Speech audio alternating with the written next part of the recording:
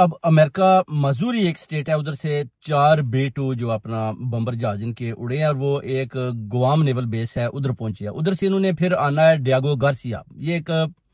British और America की एक ज्वाइंट अपना जगह है, नेवल बेस या बेसिकली, जिधर 1970 से इनका मायदा और इनकी जो नेवी की सारे मिलकर उधर बैठते हैं और उस जगह को इस्तेमाल भी करते हैं। तो ये बेसिकली जो है ना, आप कह सकते हैं कि उधर से बैठकर ना फिर ये जो B-2 बम्बर है ना उधर से ऑपरेट करेंगे। और ईरान के ऊपर ये कुम का जो शहर है ना उनका, उनके साथ एक पहाड़ी है जिसके अंदर फर्दो एक जगह, फर्दो यानी जिधर उन्होंने पहले भी अटैक किया है। तो वो देख रहे हैं कि अगर हमने उधर जो पहले बम गिराए, अगर वो जमीन के अंदर इस हद तक नहीं गए कि जो एटमी तनसीबात हैं वो वाकई मुकम्मल तौर पर खत्म हुई हैं या नहीं हुई, तो उसको मेक श्योर करने के लिए अभी अमेरिका ने 4 और जो है ना अपना B-2 बम्बर भेजे हैं और वो जो है ना अभी ईरान की तरफ आ रहे हैं और उधर वो फर्दों पर बेसिकली हमला करना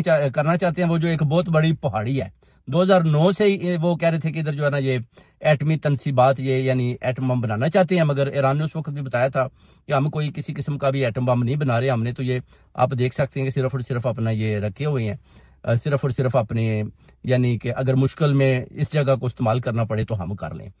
मगर अभी भी आप देख लें कि अमेरिका का सिर्फ और सिर्फ जो टारगेट है वो फर्दो है। और ये जो बम है ना, ये जो लेकर आ रहे हैं, ये 200 फुट तक जमीन के अंदर जाते हैं, उसके बाद ये फट जाते हैं, क्योंकि जो उन्होंने जो पहाड़ी के अंदर जो बनाया हुआ है उसका बताते हैं कि वो कोई 100 से भी ज्यादा वो कहते हैं गहरा है अपना जो अंदर की तरफ है। और उधर ये जो बम है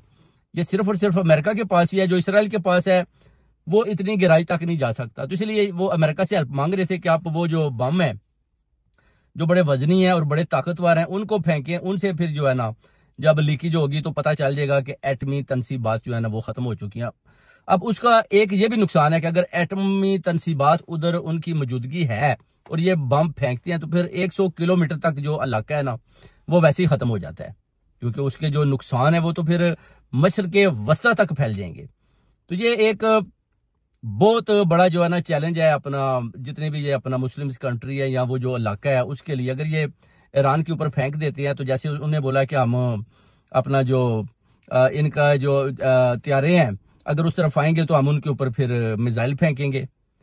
तो ये भी अभी पूरी तैयारी के साथ बैठे हुए हैं, मगर इनके जो जहाज है अमेरिका के, आपने देखा जो B-2 बम्बर है ये बड़ा ताकतवर है, इसको ट्रेस करना भी बड़ा मुश्किल है। और अभी ये 4 की तादाद बताई जाती है जो अपना डियागो गार्सिया में आकर वो कहते हैं उधर उतरे हैं, उसके बाद उधर से बैठकर अभी जो है ना ये फिर ऑपरेट करेंगे या उधर से ईरान के वो जो फर्दो जगह है उस पर ये हमला करेंगे ताकि मेक श्योर बनाया जा सके कि हमने जनाब उधर जो है ना एटमी तनसीबात को जो ईरान बनाना चाहता है उनको हमने खत्म कर दिया है। तो इसी तरह ये इसका वजन भी बहुत ज्यादा होता है दूसरे बम्बू से, यानी बहुत ही ताकतवर और बहुत ही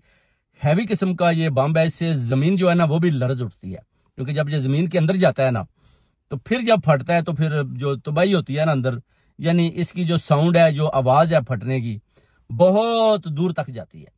तो ये एक बड़ी, या मैं कह सकता हूँ कि ईरान के लिए एक मुश्किल टाइम है, क्योंकि अभी जो बड़े बड़े बम ईरान के ऊपर गिराए जा रहे हैं। इसलिए तो ट्रंप बार बार कह रहा है कि जो इससे बड़े बम भी हमारे पास हैं और अभी मेक श्योर कर लें कि अगर ईरान ने हमारे साथ यानी एटमी तनसीबात खत्म ना की या हमारे साथ मायदा ना किया तो हम रजीम भी चेंज कर सकते हैं। फिर डेफिनेटली हम जो जैसे कि अपना जो इनके रूहानी लीडर है उनका भी कत्ल कर देंगे। इस तरह की भी वो जो है ना आगे से बातें कर रहे हैं। उधर जो सेनेट है इनकी अमेरिका की, वो भी शोर डाल रहे हैं कि हमसे तो किसी किस्म की परमिशन ली नहीं गई और ये जनाब अलीना उधर हमला कर रहे हैं और ये हमलों में जनाब अलीना मुलव्वस हैं। और वो कह रहे हैं कि जनाब ये जो ट्रंप है इससे भी जनाब इस्तीफा मांगा जाए, क्योंकि ये तो जनाब अपना जो है ना क्या कर रहे हैं कि जनाब बगैर परमिशन के ही हमले कर रहे हैं। तो ये एक बहुत बड़ी जो है ना अपना आप कह सकते हैं कि एक ऐसी खबर है जो बड़ी यानी पूरी